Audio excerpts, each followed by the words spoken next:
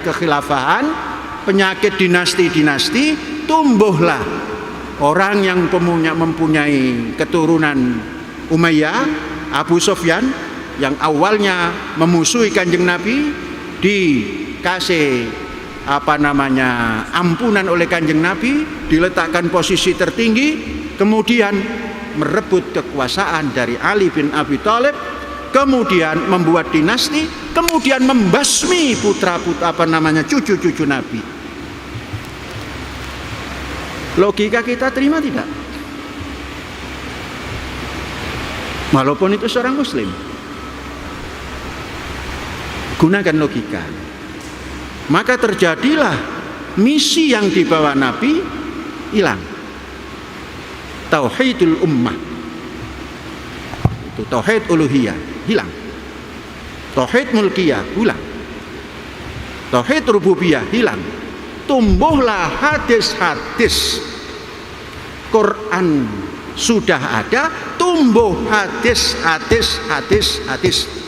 Maka dinilai hadis itu ada yang sahih, ada yang dhaif, ada yang macam-macam. Bagaimana ungkapan Nabi kok dinilai oleh orang terkini? Yang dibawa Nabi itulah Al-Quran.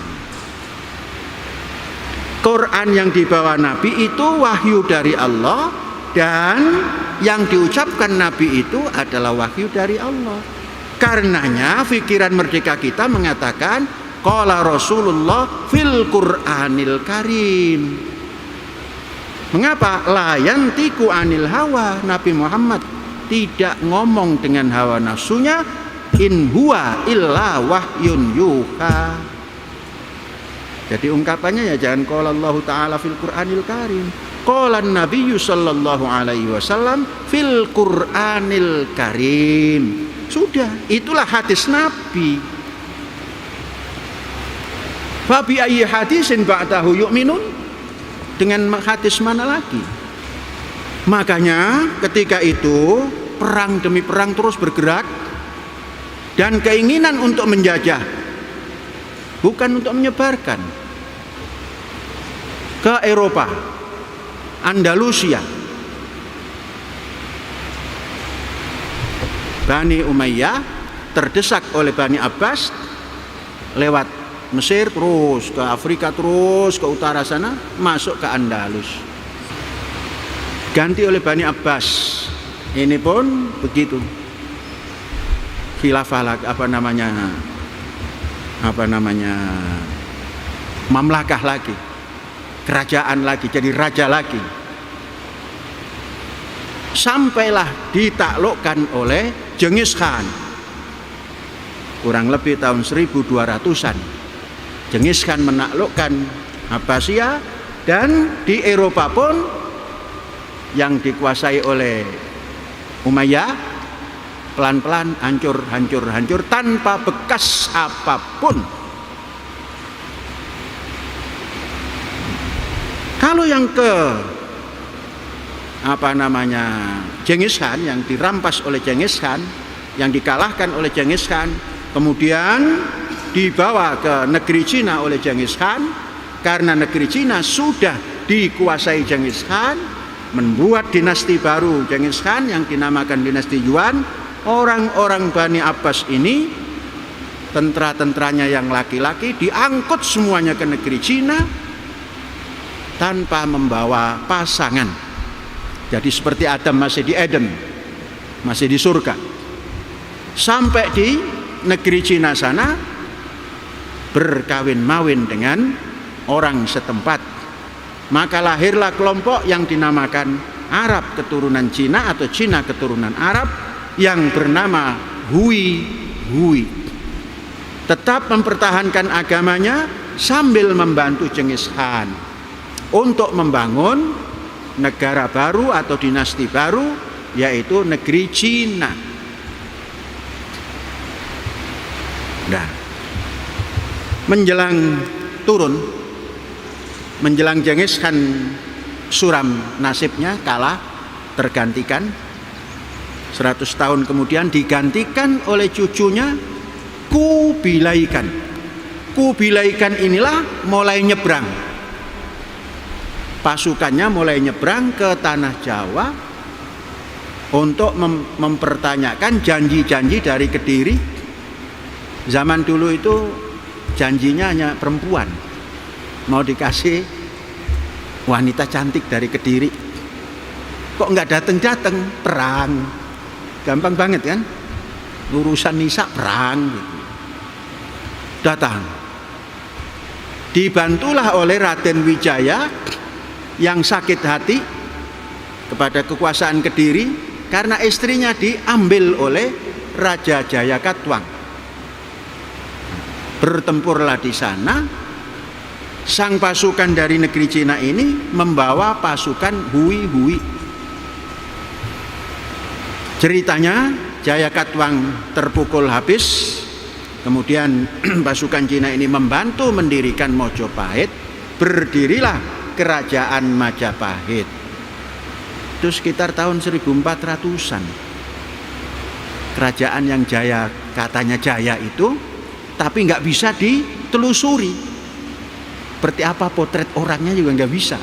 1400. Orang Arab turunan Cina itu sudah masuk ke negeri kita. Di sini belum tercatat apa-apa. Oke, kita lanjutkan. Dalam perjalanan waktu, 1 abad kemudian, Genghis Khan dan keturunannya kalah. Dinasti Cina asli kembali tampil, maka dinasti Yuan digantikan oleh Cina asli, dinasti Ming. Orang-orang Hui-Hui ini nunut urip, numpang urip di zaman Kubilai Khan, di zaman Genghis Khan. Begitu pemerintahan ganti, masih nunut urip di dinasti Ming, asal bisa hidup, tapi terus mengembangkan agamanya, dakwah terus.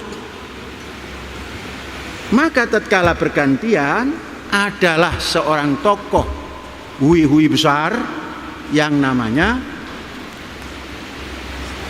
Laksamana Cheng Ho, Jenderal Besar Laut Cheng Ho. Cheng Ho ini membawa pasukan lebih dari 150.000 pasukan dengan segala keahliannya masuk ke Nusantara, ke Pulau Jawa. Banyaknya ke Pulau Jawa. Islamlah Pulau Jawa ini, namun Islamnya Islam tidak Jawa. Islam Cina. Bahasa apapun Cina. Maka orang Jawa menjadi tersinisasikan, tercinakan, dan orang Cina terjawakan, kawin-mawin.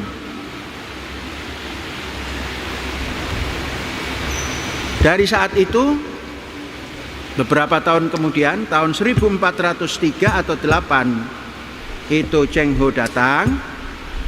Tidak lama, tahun 38 Cheng Ho wafat. Islam sudah tersebar. Menurut sejarawan dari Eropa, Cheng Ho itu penjajah. Kata orang-orang Cina, bukan penjajah. Kami sedang menelusuri orang-orang pemberontak dari Cina yang bersarang di pantai-pantai Laut Cina. Ya, apalah alasannya. Kemudian Muslim datang. Artinya Muslim di Pulau Jawa dan Nusantara ini jasa besar daripada China. Artinya dinasti, walaupun dinasti Yuan maupun dinasti Ming, itulah yang menghantarkan ajaran Islam ke Nusantara. Setelah Cheng Ho wafat, baru banyak gejolak. Seperti Golkar ditinggal Pak Harto, bergejolak. Ada yang lari jadi partai apa, jadi ini. Pada ketika itu juga banyak yang kembali ke agama asalnya. Tapi lebih banyak yang tetap menjadi Muslim. Baru ada ide reformasi keagamaan.